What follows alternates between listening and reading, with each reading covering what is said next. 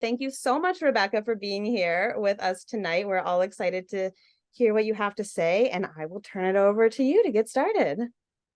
Thank you, Olivia. It's lovely to see all of your smiling, bright faces. Well, those of you who are on video, I'm imagining the rest of you are smiling and bright. So I'm excited to chat with you a little bit about vegan travel.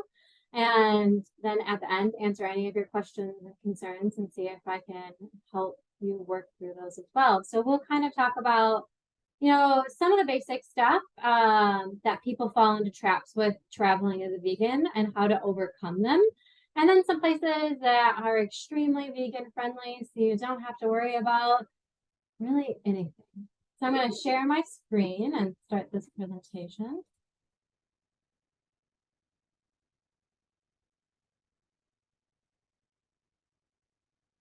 Right, good.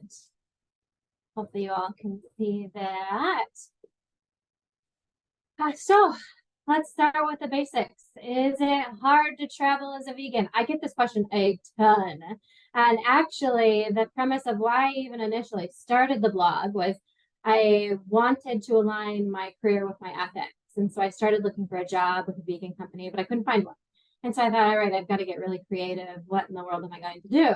And prior to the pandemic, my husband and I did travel quite a bit, and people were always extraordinarily interested in what did I eat? Did I lose weight? Did I go on a diet? Did people understand what vegan meant? Did I have to bring all of my food with me? The questions were like a mile long. And so that kind of spurred me to think, all right, maybe I can start this blog as a way to learn new skills. And then it helped me network with like-minded people. I could pivot and away I would go. Things ended up taking a bit of a different turn.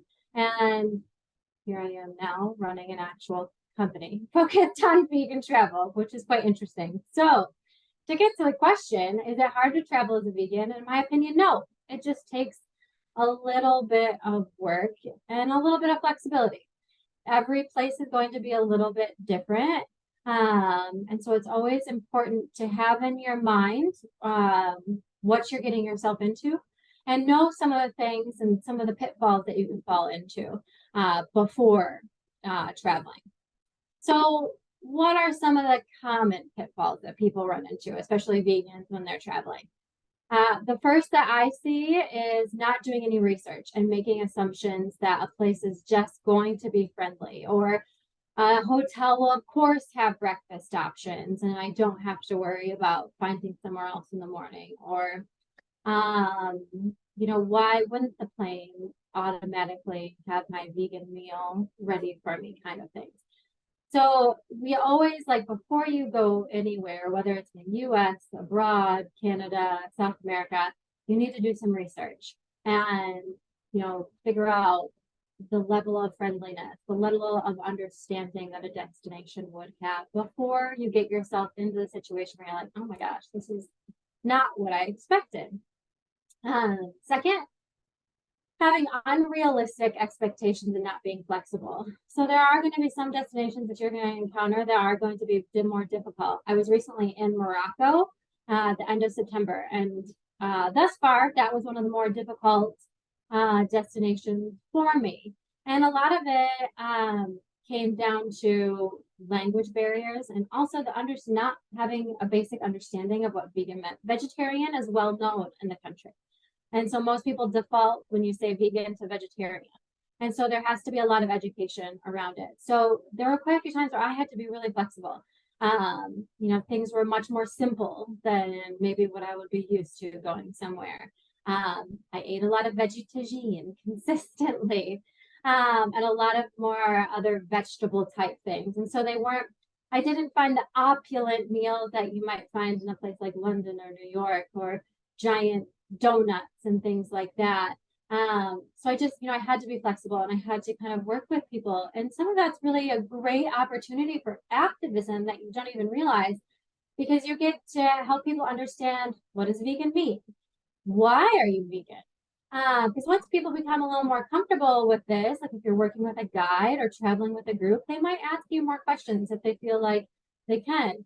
And so use that as an opportunity to educate and welcome people in to talk about it. then next, I kind of touched on this a little bit already, but not learning key phrases.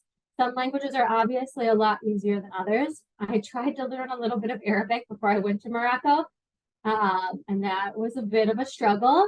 And so I'm really glad that I had a local guide with me to be able to help that. But if you're going somewhere like Spain, Germany, Portugal, those languages are all much more approachable.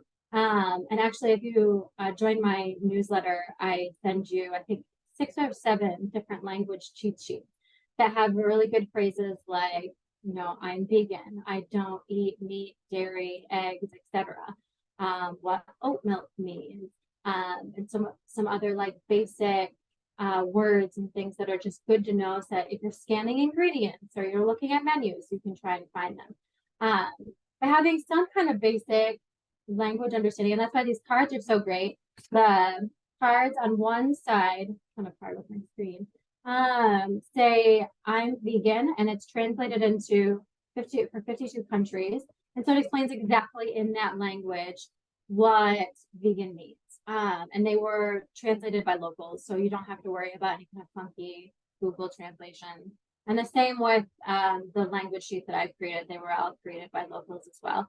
So again, there's no lost in translation that's going to happen. If you show someone and they're like, I do not know what that means, lady, you're going to need to keep on walking. And so I also encourage people, if you do make a language cheat sheet or use the one I give you, take it with you. Show the person, like if you're in need to bridge that gap, just show them. And that can be really helpful. Again, I did it in Morocco. I was on the hunt for non-dairy milk, which was difficult to find in hotels. And I would ask in different ways, and they're like, well, I don't have any idea. And they kept trying to give me cow's milk. So then I showed them the word, and he looked at it and he was like, oh yeah, I understand. No, we still don't have it. But at least he knew what I was talking about. Next, relying on old advice or experiences. Sometimes, a friend went somewhere 10 years ago and will have an opinion about a place, or someone's mom went somewhere else 3 weeks ago and she didn't think that a place would be friendly. It's always really good, back to the first point, to do your own research, and always qualify what the person did. How long ago did they go somewhere? Things change, especially in the vegan scene. Going to some of the places that I've been 5 years ago is a completely different story than what they are at today. There's been exponential growth across many countries and cities and towns. And, that is not always generally reflected in maybe someone's opinion if they went a long time ago. So it's always really good to make sure you check and see. And then some of it too, unfortunately, a lot of restaurants have closed. The new ones have opened. So it's always good to know that ahead of time. Next, not seeking local advice. Don't be shy when you're traveling. If you find a vegan place that's really great, ask the people who are working there. Where do they like to go? Locals are wonderful. And generally speaking, most vegan locals, vegetarian locals, interested in vegetable locals really want to share these things with you too. So you make sure you seek them out, and when you can and if you're able. And then lastly, not being prepared for planes, trains, or automobiles.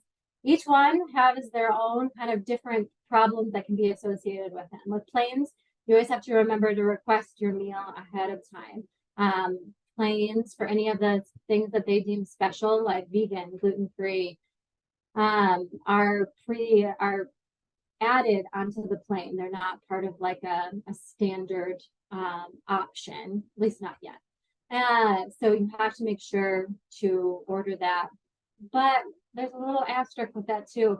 Make sure you're also prepared just in case there's something that gets lost along the way and your meal doesn't show up even though you have requested it. I always like to bring peanut butter and jelly with me because it's something that travels really well. And, protein bars are great. Nuts are great. Just make sure you have a variety of things just in case. So then you're not, sitting on a plane for so many hours and you're starving. That would make for that time to just crawl by. The same trains can get even harder actually over planes, depending on where you are in the world.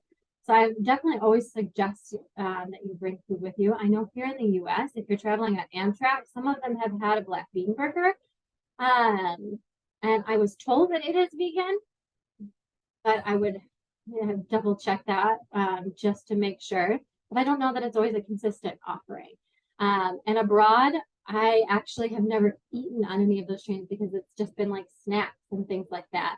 So it's important to always make sure you have stuff with you. And then the car, that's kind of self-explanatory. If you're going on a road trip, don't leave without stuff. Map things out as you're going. If you're driving from here to say Florida, pick out places that you want to stop along the way so that you don't end up in trouble.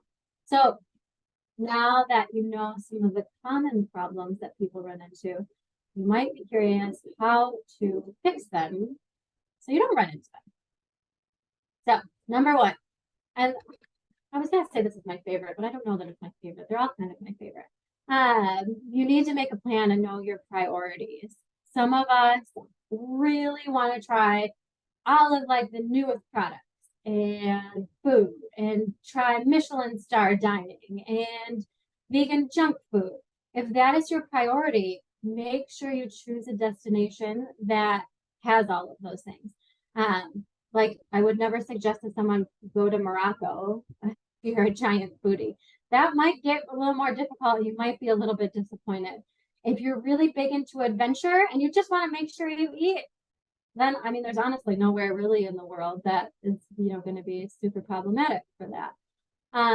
So just make sure that it's really important to you before you get yourself in a situation. And this is also really important if you're traveling with a group. I oftentimes have people tell me that they're traveling with family and their family isn't vegan, and they're worried about the problems that they're going to come up against with traveling with non-vegans. And so you need to have a plan in place. You have a discussion with the people that you're traveling with ahead of time. There's going to have to be give and take on both sides. I chatted with a woman who was traveling with her sister, and they were going to Paris. And the sister had found like a mile-long list of all these places that she wanted to check out. And the sister, who isn't vegan, was like, I don't want to go to all these places. I don't want to eat vegan every meal. And so I was like, well, one, it's good that you're having this conversation now and not when you're in Paris. Never wait to have these conversations. These conversations need to happen before you buy your tickets, because if you can't come to some kind of consensus, then neither of you is going to have a good time, and it's just going to be a waste of money. And then I encourage people, find places that are vegan friendly, find places that are vegan, and mix it up that way. And then also maybe decide that you will go to some places on your own, and the other person, all that going in, and you have that plan in place, it'll be a much better experience than if you showed up there and you're like, wait a second, why don't you want to go to this vegan donut place? Like, it looks amazing. And you'll be in better shape.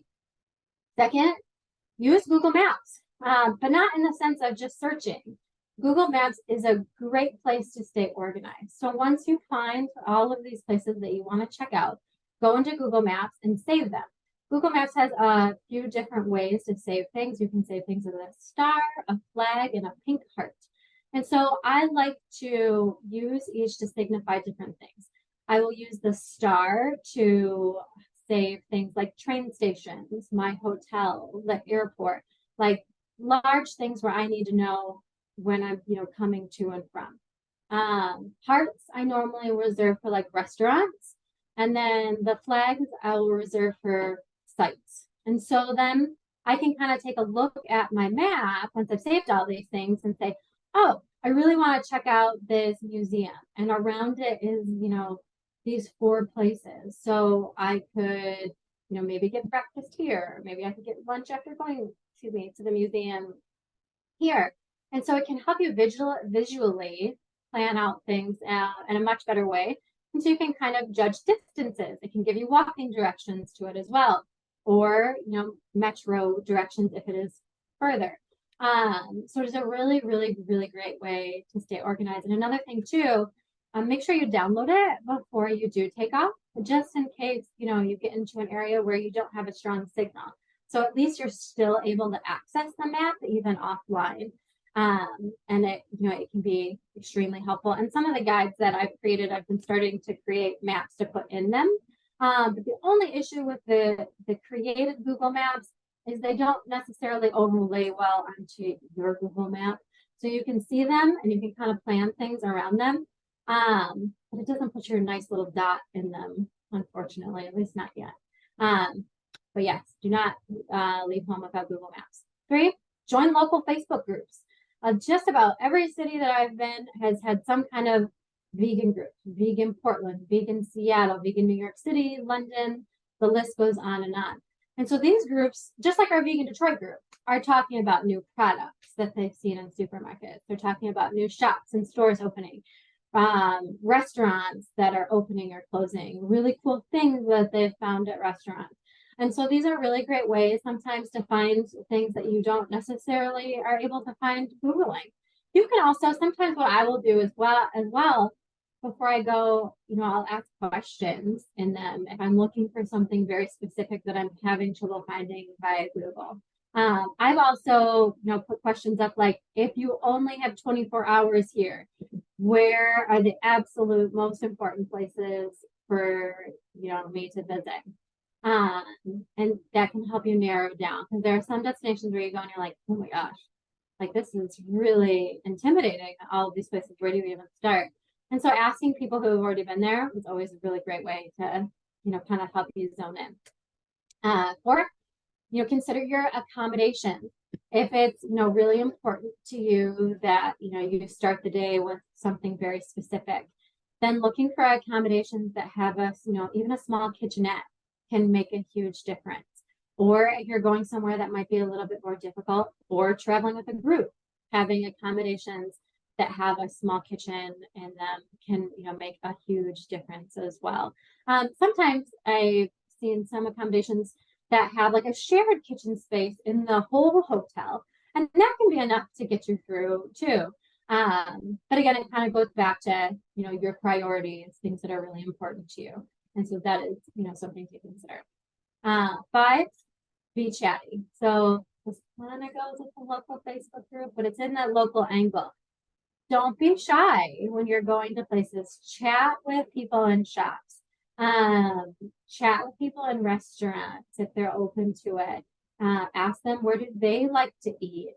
I have had locals save me from, going somewhere that wasn't super great in their opinion and sending me somewhere that was really a fabulous experience. And places that maybe I wouldn't have gone to because, their website wasn't all that great, or, the description of the dishes wasn't all that fabulous. But having someone that lives there tell me, no, actually, it's really awesome, opened me up to a whole different thing. And 6, this goes back to our last pitfall, learning some of the language. Even simple phrases. I always try and learn, like, how do I order a coffee with like soy or oat milk, or explaining like certain, like what meat means, or dairy or milk, things like that. Just so that like you can have some passing phrases to get by with. And that can really make a huge difference. And, at the bottom of it, or at the bottom line of all of it too, learning just a handful of greetings as well, helps people be more open to you that you're actually trying with their language. And they might, go a little bit further to help you out too, if they know that you're really putting in some effort. So now that we've got pitfalls, we've got tips to stay out of the pits, you might be thinking, just send me somewhere that's really amazing. There are quite a few places in this world that are super amazing. And this really pretty picture is actually not a place that I highlighted on the next slide, but it's in Zurich. It's a restaurant called Dar, which means to give in Spanish. And it focuses on like a Mediterranean type vibe. They have really amazing, beautiful food. highly recommend it if you go to Zurich. So, the UK is one of my absolute favorite places to go. I honestly would say the UK is probably above most countries, even as a tiny island, and their trends for plant-based dining products. Their kickoff of Veganuary started there, and so that has definitely affected the offerings in restaurants, shops, markets, even smaller towns. I was talking to someone a couple weeks ago, and she was saying her little pub down the street, and she lives in a little town, now has a vegan menu. And she really laughed about it. She was like, 10 years ago that I would have been laughed out of the pub with that. She was like, but now they have a full menu, which is amazing. And then in the UK, two of my absolute favorite places are London and Brighton. London, I think, kind of goes without saying, it's just a behemoth in the space. Brighton is a seaside town in the south. If you like Brighton, if you like London, you will love Brighton. If you find London too intimidating, you will love Brighton even more. Brighton, I always explain to people, is kind of like a mini London right on the sea. So you've got the beautiful coast and the water, but you have like huge vegan scene packed into a much more smaller city than London. Brighton is also considered the UK's green capital. So since there is such a focus on sustainability, like adding vegan options isn't an oddity. It's more of an oddity if you go to a place and they don't have an option. There are a ton of fully vegan spots in Brighton. There is on the last Sunday of every month, they have a big market space in the center of the city, and that turns into a vegan market with food and products and all kinds of things. There's a fully vegan market. There are multiple like vegetarian markets, or just like more on the health side, that have a ton of products. One of their wine shops clearly labels all of their vegan wines. They have vegan walking food tours. It's a really fabulous place. I always tell people, if the folks in Brighton called me and were like, do you want to move here? It's one of the very few places in the world that I would pack up my cats right this instant and be like, I'm coming. I love it a lot. Then moving next door to the UK and to the rest of Europe. A few of my personal favorites are Hamburg, Berlin, Paris, and Amsterdam. I know 2 cities in Germany. Kind of seems like maybe I made a mistake, but I didn't. Berlin has always been known as a vegan behemoth, and Hamburg is like, I feel like, just right on its heels. It's kind of like its little brother, and so everyone kind of overshadows it for Berlin. But Hamburg has an amazing vegan scene, and it's a much smaller, kind of like the London-Brighton relationship. It's a bit of a smaller city, but with a ton of options everywhere. I was there in September and found vegan billboards, drug shops with full vegan chocolate displays, vegan fast food in their mall, vegan fast food in their train station. It was just like the diversity of stuff was really, really fabulous. And then Paris and Amsterdam, 2 really fabulous cities, all on their own right. Paris, you can go and be like a Parisian without any of the animal products and sample croissants and cheese and baguettes and all of those wonderful things that you would want to have during your Parisian experience. There's also a vegan hotel in Paris, right in the center of the city. And then Amsterdam. Amsterdam, again, kind of like some of the others, it has a big focus on sustainability. And so that has helped, I think, with their vegan scene. And so there is a vegan shoe shop.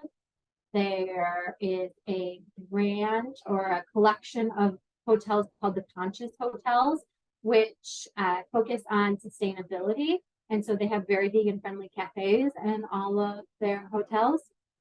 And then they have a diversity of food as well, from more finer dining to a vegan junk food and everything kind of in between. So all 4 of those are cities that I would feel comfortable sending anyone that's even a little bit apprehensive to, and say, you're not going to struggle. You might want to bring stretchy pants. In the US and Canada, I think all these cities you probably will be familiar with, but each one of them have really incredible offerings. Toronto, for all of us here based in the Detroit area, is only a 4-hour car ride. Toronto is another one that I think maybe if it knocked on my door, I would have that as well. Because Toronto just has like a vast diversity of stuff, just about any type of cuisine, from Egyptian to fine dining to Thai and Chinese. There are a ton of fully vegan spots all for it. Vegandale, that giant festival that's kind of taken over the US, actually originally started in Toronto. So it's a great place if you just want to go somewhere for the weekend. Hop in the car and make your way across the bridge or the tunnel, and head over there. And then New York City, LA, Portland. I don't know what to really say more about them. All of them really, really great. I think all of these places, one thing that you might have in common is it might be a little bit overwhelming and you're going to have some FOMO, but you really just need to hone in on, some of the things that are most important for you to try, because they're just so wonderful. And then if we head over to Asia and Thailand and Bali, each of them have some really great places that have grown with their offerings. Bangkok and Chiang Mai in Thailand both have a growing vegan theme. I will be in both the end of this month, so I will post all of the wonderful things that I find. And then Ubud in Bali has long been known as kind of a haven.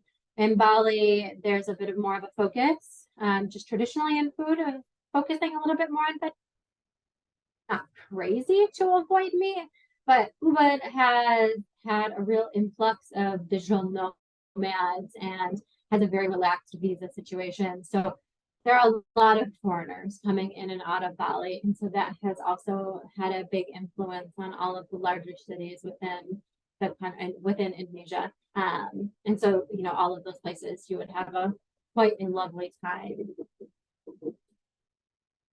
Now, let's say thank you for you guys to being such good listeners, even though we muted you and you had to be. We'll now open it up for questions.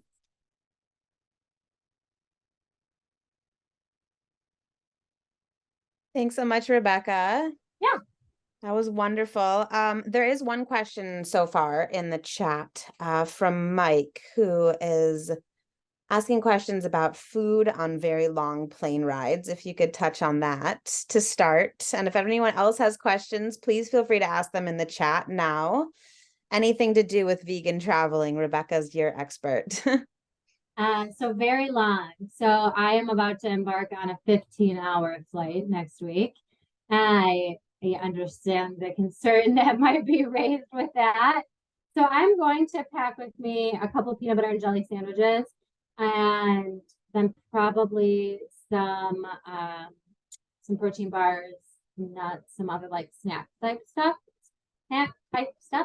I have already gone and looked twice to make sure that the vegan meal has been requested. But one thing actually I didn't share in the beginning, I'm also gluten-free on top of being vegan. So sometimes that presents a whole different layer of headache for me. And so sometimes a vegan meal is then also gluten-free, which just really sucks. So I will prepare a little bit heavier in that case, because 15 hours is a really long time to not eat it. Hopefully that helps.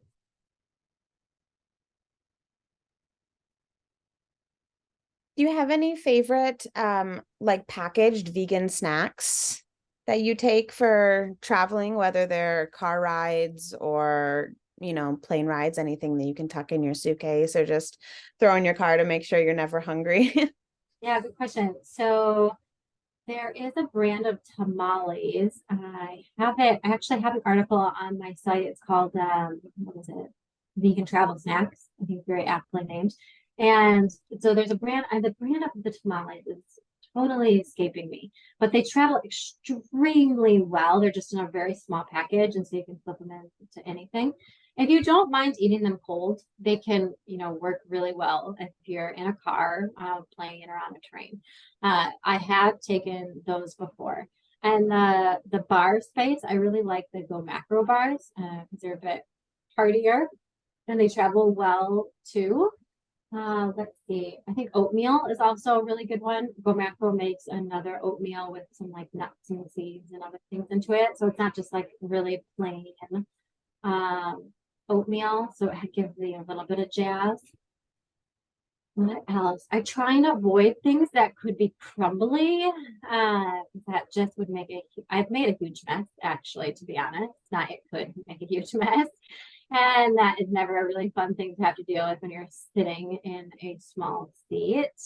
I am careful if I'm bringing fruit, and fruit within the US and Canada is fine. But if you're traveling abroad with it, you could get in trouble with bringing it in. So if you're going to bring it, make sure you eat it on the plane. And harder fruit always travels a little bit better, like your apples, pears, oranges, things of that nature. What else? I've known people who have brought like the little packs of like super ramen type things, but you'd have to make sure that you have access to hot water.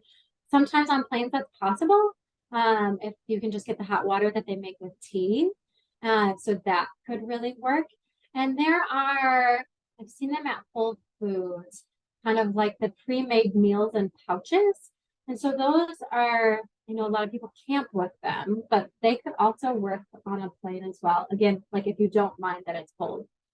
Being gluten-free, I've become really not very picky. So I would eat just about anything if I'm hungry. Awesome. Thanks for all the suggestions. Let me see. So Janet has a question, Rebecca. She says, are certain airlines better than others regarding vegan meal choices? Have you experienced this at all? That is a really good question. I actually am working on a little airplane meal mini series of articles of what different airlines or what the larger airlines are offering. I fly Delta frequently since it's a hub here in the Detroit area, and I find that Delta is really good. I haven't loved United's. I have had one long haul with United, and it wasn't terrific. But that was kind of a long time ago. So I think it could have improved. I know some of the other ones, like Singapore Air, is doing a really good job with some of the things. They've been testing out some things with different ships. Else. I just saw recently that Virgin Air is adding some new fancier, like chocolate type snacks with the brand called Loveco, I think raw bars. And so it seems like more and more keep getting better and better and better. A lot of the major carriers have, done a decent job of it. But I'm always a big fan of Delta, just probably because it ends up on. Awesome. Okay, let me see. A says, thank you for the great presentation, Rebecca. How would you say traveling vegan compares cost-wise to non-vegan travel? Let me see. I would say I think there is a significant cost saving almost universally. Would you think so? No, I think it depends on, your priorities. Because if you like are really interested in, going to a ton of restaurants and, different pop-ups and bakeries and shops and things, you could spend a significant amount of money. But if you're trying to be very budget conscious, yeah, I mean, you could do it on a very modest budget by prioritizing maybe a few stops at different restaurants that are more moderately, not extremely priced. And then, going to grocery stores and things like that. I spent a week in Brighton last year, and so that's what I did. I did a mix of going to the grocery store and then also doing some of the restaurants. And so that mix helps because it's actually, in the UK especially, pricing is different. Plant-based foods were a huge amount different, or like less amount of money. And it was like an amazing savings. I bought, I'm sure I can remember everything I bought, but I had a huge amount of stuff. I think like 2 bags, and it was just around, I don't know, maybe 25 pounds or so. I bought way more than really I needed, but yes, I think you can, definitely be penny. What is the thing? Penny thrift and pound wise. Awesome. Thanks. Yeah. So it just, as you kind of said, depends on each individual's priorities. Yeah. Maybe you're going for a food tour and you're going to be spending a lot of money on food, or, Yes. maybe you can eat much more frugally. Totally. Right. If you're traveling with my husband, you're not going to be frugal. I always have to prepare for that because he's like, wait, there's like, I just saw like this pastry place or this place. Like you just feel like you have to try everything. What, If you that, don't know when you're going to be there next, I you mean, have that's to take exactly every right. opportunity you can get, right?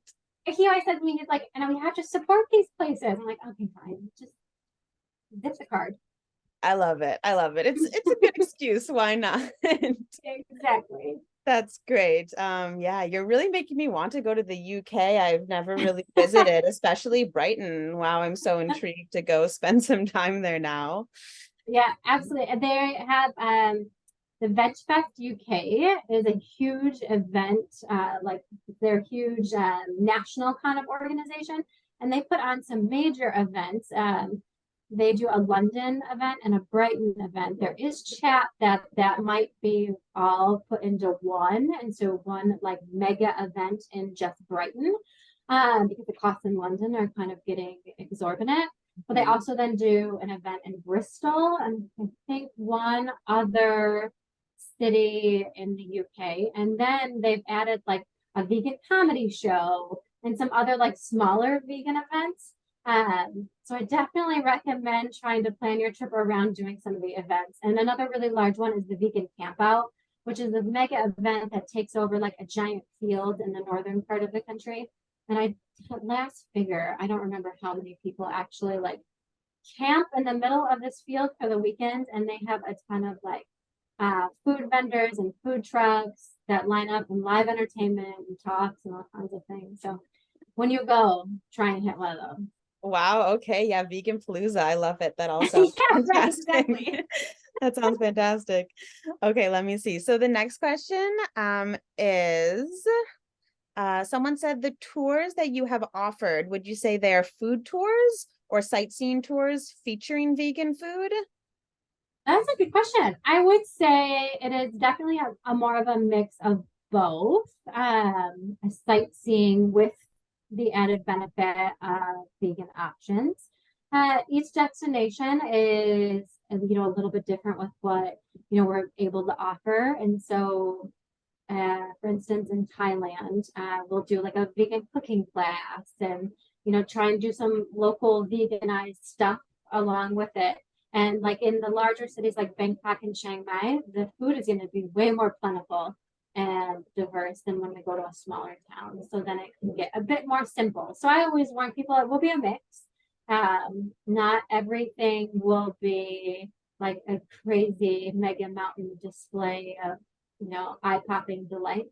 But there will always, be options. And, for me too, connecting with the local culture and having a responsible community focused trip is really important as well. So anytime we can connect with the community through cooking or with our local guides or with having lunch with a family, we'll always do. But sometimes some of that could be a rice, beans, and plantain kind of thing. So no vegan donuts. So it's definite mix. You won't go hungry. Totally, that makes sense. That sounds great. That trip is coming up soon, right? Did you say that's Yeah, it kicks off on the 26th of this month. wow, so I exciting. know. You Yes, have, everybody's very excited. The yeah, group I is bet. all packing their bags and sending me questions about things to pack. And so I'm very excited to kick it off. And we have a pretty good group of people coming from the Michigan area, and then also a couple from San Francisco and someone from Denver. So it'll be nice to connect with everybody for 10 days together. Awesome. That's so exciting. Do you have anything else in the works or any other thoughts of where you might do your next vegan trip with the group? Yes. So I think it was not last week. I announced we have a vegan safari to Kenya and Tanzania next July, the end of July through August. And one thing that I'm really excited about with that is that we're staying at a really cool camp that is very focused on sustainability. Everything that they're doing is just so awesome and so thoughtful. They've been able to reduce their water use by 90%. They have instituted silent safari vehicles that are better for the environment, also better for the animals, and they run on solar power. The entire camp, I think, runs on solar power. They have a hydroponic farm on site, and so the vast majority of their food is plant-based, and everything is made using the garden on site. They also have a handful of female guides, which isn't always super common with safaris. And so that's kind of like, well, for me, it's kind of the highlight of this tour. And so I'm really excited to take people there, but we'll be able to explore both countries, and it will be during the Great Migration season in Kenya's Masai Mara. And so that is when the animals are moving for water and food. And so there'll be thousands of like wildebeest and gazelles, and it will be a really spectacular, thing to be able to see in real life. And then I'm also working on finalizing a trip to Bali and one to Costa Rica as well. Awesome. Wow. That all sounds so exciting. For the safari trip, are people able to sign up for that already? Is there a link you could share in the chat in case anyone wants to check it out more? I'll just put my main website address. It will take you to my homepage, and up at the very top, if you click on the vegan tours and retreats link, it will take you directly there, and you can see information for all three. The Bali and Costa Rica one is March coming soon, and I hope to have all of that finalized very soon. Awesome. Very exciting. Very exciting. Okay, let me see. The next question is, Brad said, I would move to Tokyo in a heartbeat, but I struggled so hard to find vegan food. Any research with Japan would be greatly appreciated. Do you have any vegan tips for Japan?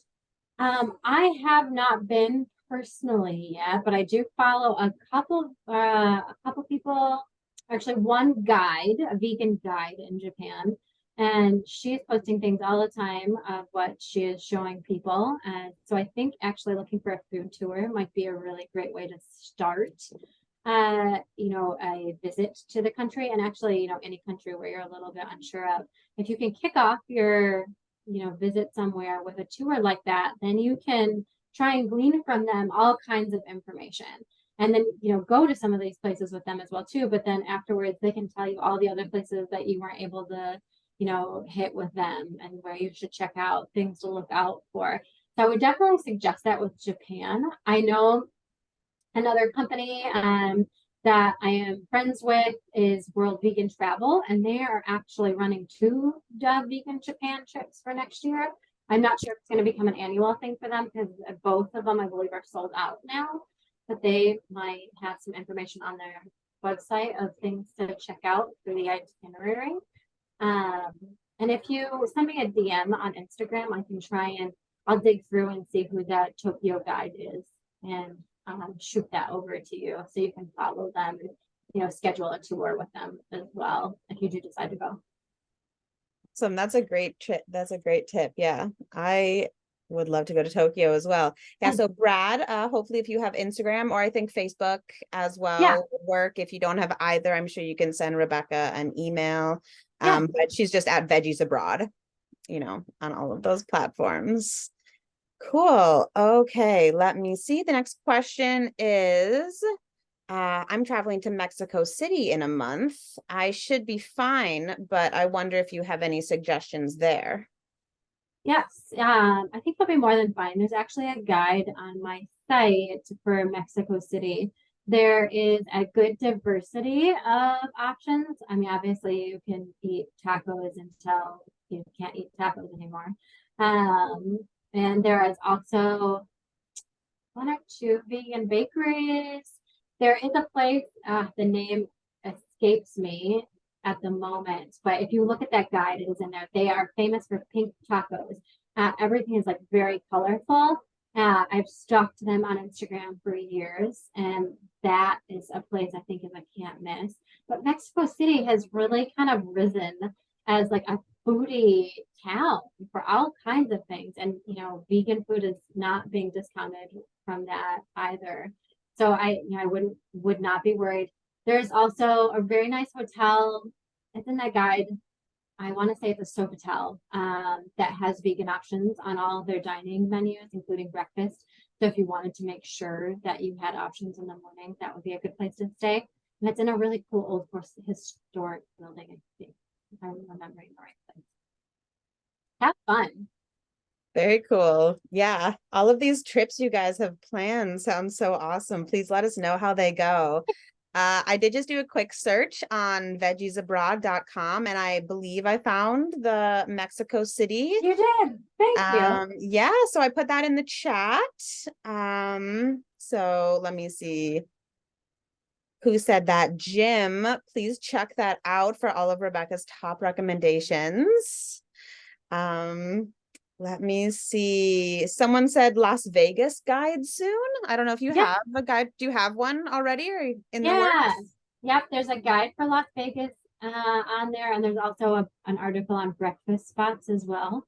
Las Vegas, I will be honest, I don't love Las Vegas. It's just not my vibe. But I had to spend a week there for a conference, so I made the most of it with the vegan, finding vegan food, and I was actually blown away by how friendly the city was. There was, really good diversity stuff. Like even off of the strip, I think it even kind of got better once you left that area. So plan accordingly. There wasn't anywhere that I went that I was like, oh, this crap. Really good eating time in Las Vegas. The rest of it, I don't need to do again, but the food was great. Very nice. Yeah, I've also heard really excellent things about the vegan food scene in Las Vegas. So, yeah, I have yet to check it out myself, but now You I can get know I'll go check out your guide before I happen to go. And I did also put that guide in the chat for anyone interested. Rebecca has so much wonderful information on her website. Definitely just go there and explore, and I'm sure you'll get some great inspiration for some trips that maybe you never knew before this that you wanted to go to, and now you got to add it to your bucket list.